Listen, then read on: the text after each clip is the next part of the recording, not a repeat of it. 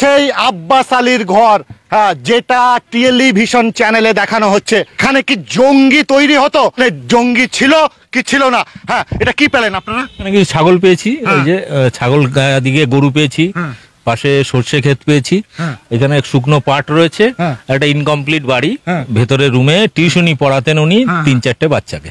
শুনলেন, টিউশনে পড়াতো, অর্থাৎ প্রাইভেট আমরা যারা গ্রাম বাংলায় বলি, সেই 3টে ছেলেকে, বাচ্চা ছেলেকে এখানে প্রাইভেট পড়াতো, আর সেগুলাই নাকি এটা মাদ্রাসা। হ্যাঁ, এটাই কিন্তু গদি মিডিয়া বলছে, এবং মুর্শিদাবাদের এক শ্রেণীর মানুষ বলছে মুর্শিদাবাদ নাকি এখন কাশ্মীর হয়ে গেছে। হ্যাঁ, কাশ্মীরে যেমন জঙ্গি পাওয়া যায়, সেটাই নাকি মুর্শিদাবাদে।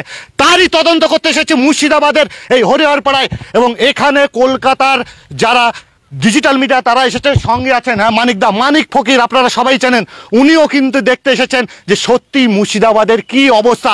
আসুন মানিকদার কাছে জানবো এখানে কি পেলেন। দেখুন, এগুলো হবে এটা আমরা জানতাম। এই মুহূর্তে সারা ভারতবর্ষের বিভিন্ন রাজ্যে এবং পশ্চিমবঙ্গে অবৈধ বাংলাদেশি হিন্দু যারা, তাদের ধরছে। 2-4টে মুসলমান বাংলাদেশিও আছে, কিন্তু হিন্দুদেরকে ভুল বোঝানোর জন্য ওরা দৃষ্টিটা ঘুরিয়ে দিচ্ছে জঙ্গি জঙ্গি জঙ্গি জঙ্গি বলে। আর মুসলমানদের অপরাধ যেটা, তারা মুসলমান, এছাড়া আর কোনো অপরাধ নাই। এটা ভারতবর্ষ ধর্মনিরপেক্ষ দেশ।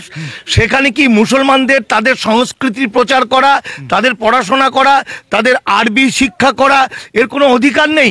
আসলে টোটালটাই হচ্ছে, আমি এখানে এসে যা দেখলাম, যেটা আগেও বলেছি, এরকম ঘটনাই বারবার ঘটছে, টোটালটা